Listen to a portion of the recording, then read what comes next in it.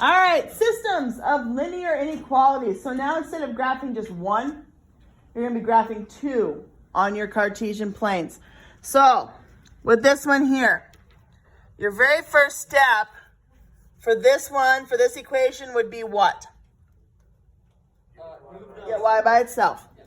So we're going to take our 2x over. So now you got negative y is less than or equal to negative 2x plus 4. How do I get rid of that negative? Multiply everything by a negative 1. When I'm multiplying by a negative 1, what is going to happen with that inequality sign? It has to flip. So this is now greater than, so I got y is greater than or equal to positive 2x minus 4. So now we're going to graph each system, okay, on the exact same Cartesian plane. So draw your Cartesian plane, and I do have graph paper for you guys. Okay, so you guys will get graph paper. So this first equation, we're going to do this in black. Where's my starting point? Positive 4. What is my slope telling me I need to do? Up 2 over 1. Solid line or dotted line? Dotted. Solid. Is there an equal to? Because it is not equal to. See? No equal to under there. Which way do I shade? Up or down? Shade down. Shade down on this one.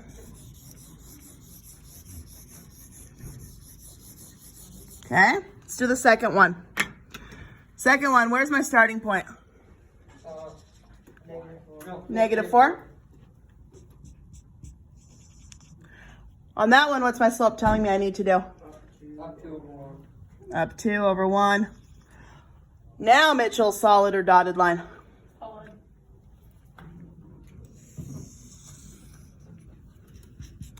Okay, on that one, which way do I shade? Where does that shading meet? It meets in the middle. Meets in the middle of those two lines. So that means that every single solution that is within those two lines where that shading meets, every single solution is an answer for these two systems. That's what we're looking for. We're looking for where the shading meets, and then that tells me that those are solutions. So like 0, 0 would be a solution. 1, 1 would be a solution. Okay? So, next one over here. First step for that top one. Get the y by itself. Okay? So what's my first step to get y by itself?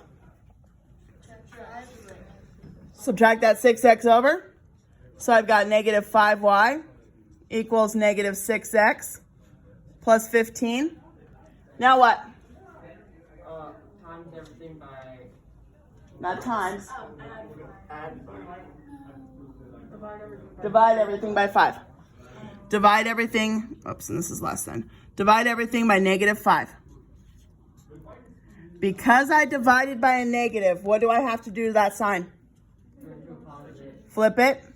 That goes to a positive y. 2 negatives equal a, so that'd be a positive 6/5. 15 divided by negative 5.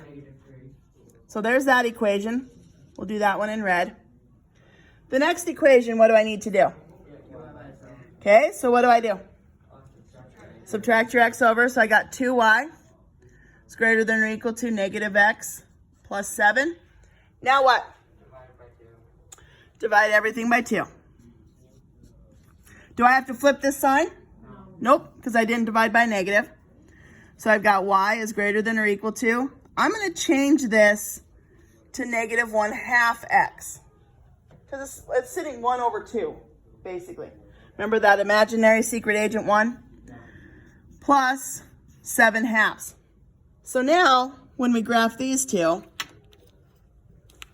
on the Cartesian plane,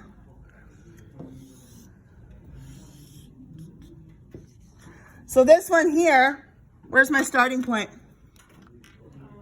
Negative 3.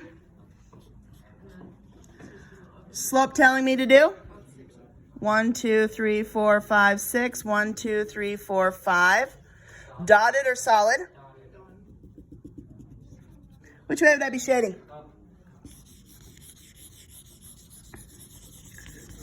Okay. Next line. Where's my starting point? Negative 7/2. Positive 7 halves. What's the decimal of 7 halves? 3.5. 3.5. So we'll put it right there at about 3.5.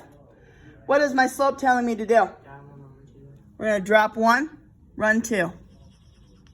Dotted or solid? Solid.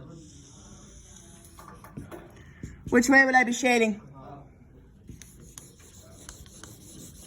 And right there is where my solutions are going to lie. You don't have to, no. Just make your... Shade in the part where it all is like this. Perfect. Okay.